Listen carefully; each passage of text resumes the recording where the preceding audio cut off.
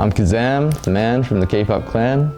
I'm based in Perth locally. I've been here, there and everywhere, but this is my home. Definitely aerosol. I've dabbled with a bit of everything, but even now I can't even take a pencil to a sketch pad. I have to sketch with aerosol. That's just my natural way of painting.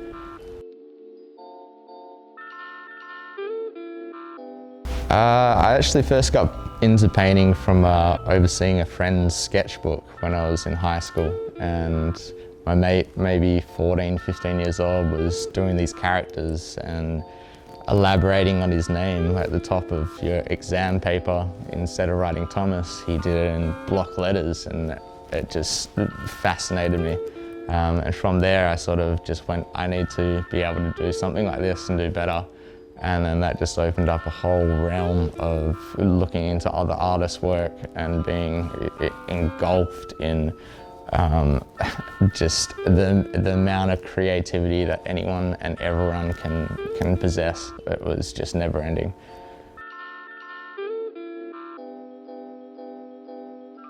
Yeah, I think like everyone, I sort of started off as trying to sketch out letters in a basic format.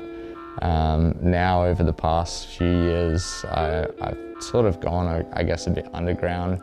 I've stopped painting as much as I used to in the terms of a street scene, and now I've delved into, I guess you could call it like a psychedelic visionary aspect, where I've had the opportunity for the past 4 years to be doing stages or stage designs for underground music festivals, and instead of having a client that's asking me to paint their logo in eggshell white, I'm having a client that's asking me to paint a giant psychedelic Cheshire cat, for example.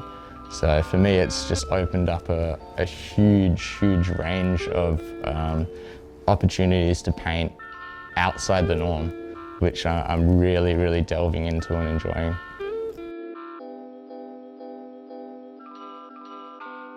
So Keep Up was sort of a dream early on between me and my good mate Sight, and we had a idea of basically bringing artists under one banner. It wasn't really a crew, it was more a collective.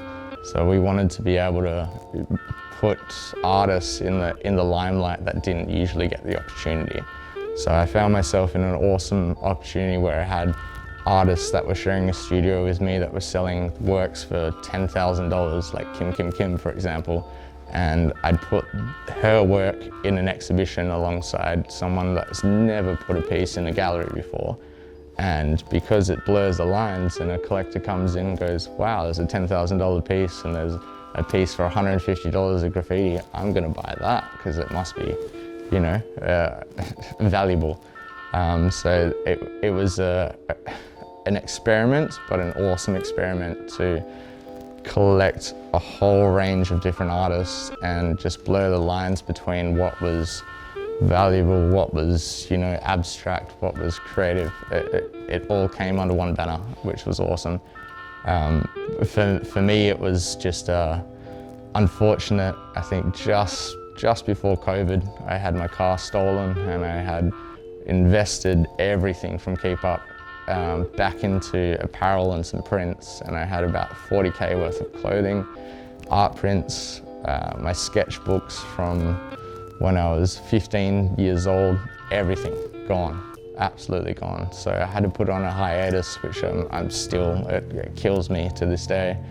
But I truly believe that Keep Up still lives, I walked through Northbridge yesterday and I still see stickers up, I still see people wearing the clothing, so it's something that will be there forever, and I think I'll revisit.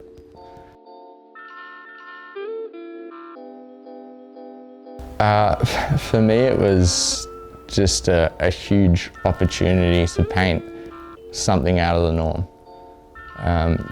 Even just, you can be given a wall as big as it may be, but there's usually a pretense, or you come into it with your own style or aspect. Whereas these doofs, for example, or stage designs, there's always been a a theme or like a precursor, but then I can run with it. So, for example, the psychedelic aspect of it has really opened up my style, I like to think, where I'm trying to blur the lines of thinking. To be blunt, people are going to be on different substances or different wavelengths or different thoughts, and I want to really try and play with that aspect. So instead of painting for, you know, an ordinary person to look at, this is something that I want to be able to blur the lines. So when I paint during the day, or like a viewing during the day, it will look so-so, and then I want to change their aspect or their viewing at night. So I know that lights, for example, will play with it, or projection mapping for example. But for me, it's more, I don't quite know how to explain it, but it's just an amazing feeling to be able to see people's reactions to something that you wouldn't usually see in a gallery.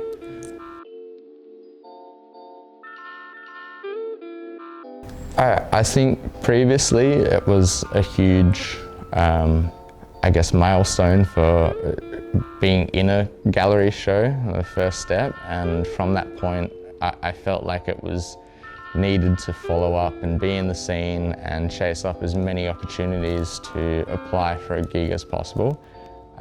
Whereas I must admit, over the past, I'd say 4 to 5 years since sort of transferring from keep up and gallery shows into doing stage designs and I guess more lucrative artwork, I've lost the faith in galleries being the means to an end.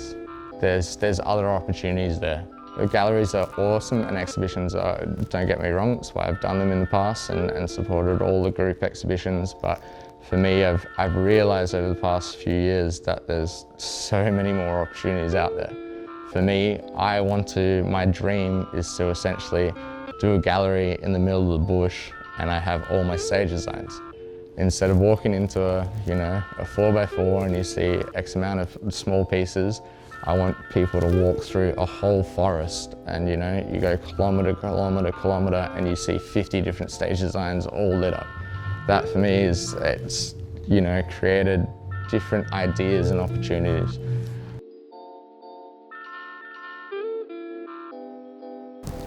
Look, I'm super stoked to, I guess, come back to the scene.